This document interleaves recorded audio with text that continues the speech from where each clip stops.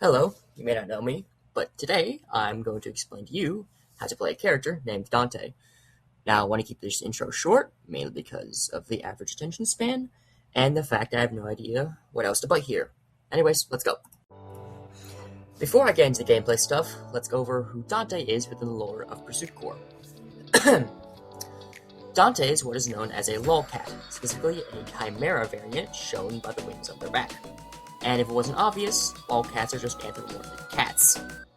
Anywho, Dante wields a weapon known as the Hero's Blade, which is a weapon that scales with its wielder's personal character development. Whatever the hell that means. But due to this ends up making Dante one of the strongest characters in Pursuitcore, lore-wise. And apparently matching Party Pony in strength?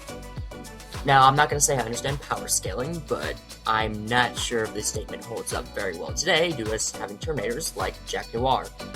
And from my limited understanding of Homestuck lore, is a multi-planetary level threat. So take the statement of how strong Dante is with a heavy grain of salt.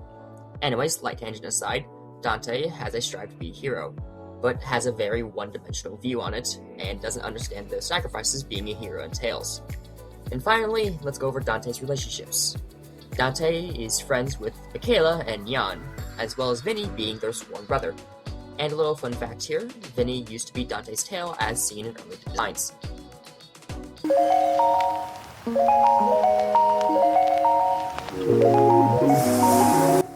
Now, that was a lot, but now we can actually get into the mechanical part of the video.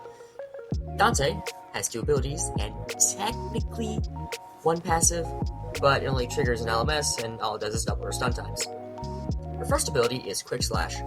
She will slash the hero's blades forward with low to no wind-up, and will stun for 1 second if it lands. This also gives you some brief iframes. I'm not sure for how long exactly they last, but to be safe, I'll say you get half a second of iframes. Her final ability is Wing Beat. Dante is forced into shift lock and can only walk. Once you click, she will leap forward and will stun for 1.5 seconds if it lands. It should be noted that the hitboxes take a second to appear, so it's best not to use this in close range. Cooldown on this move varies, being 30 seconds if missed and 20 seconds if landed.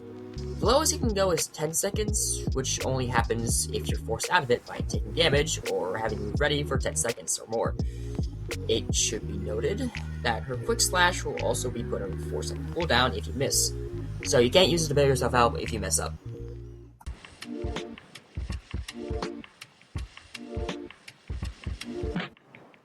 This section might be a little short due to how basic Dante's moveset is.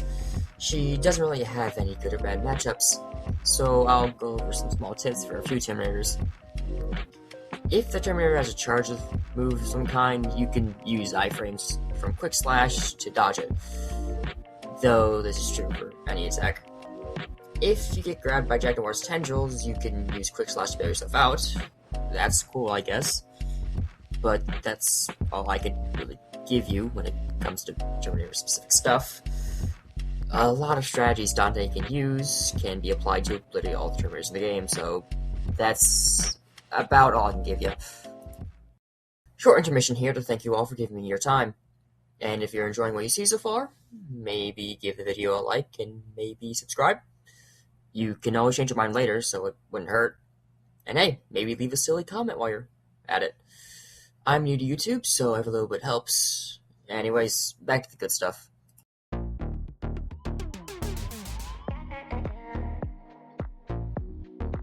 This section will be dedicated to some tips and tricks when playing as Dante, but I'm not letting my Terminator players leave with nothing, as I'm going to give some advice on how to fight this purple wannabe hero. And not to toot my own horn, but I'm the best Dante player I know, so it might be a good idea to listen to what I have to say. Now, since Dante's entire kit is based around stunning, you should be trying to help your team as much as you can. But this doesn't mean using your abilities willy-nilly is a good idea, because if you're caught on cooldown, you are a sitting duck unless your team comes to help.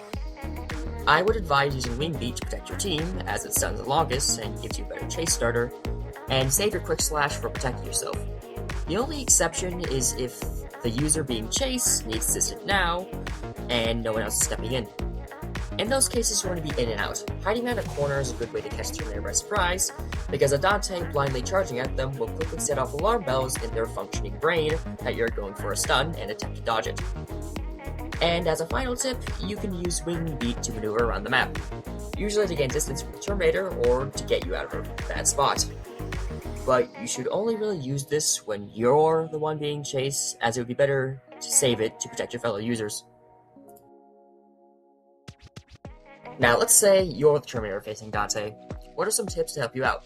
Well, for starters, you shouldn't leave her for last, as her LMS buff can cost you a lot of time and distance if you're not careful. If you do end up in LMS with her, you better hope you get some good dodging skills. Another thing you can do against Dante is to try to put them in positions where they get less value with their stuns, like putting on pressure after she uses a wing beat to get away so they waste her slash, or putting them in corners. Dante is also reliant on others for assistance if she messes up, so it's likely they'll be calling for help in those cases.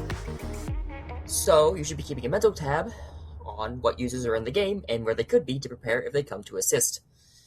This is a habit you should have if you want to play killer effectively, so it'd be a good idea to put it to use now. Oh, and one final tip, don't use an ability with a lot of end lag near her, you're just asking to be slapped in the face.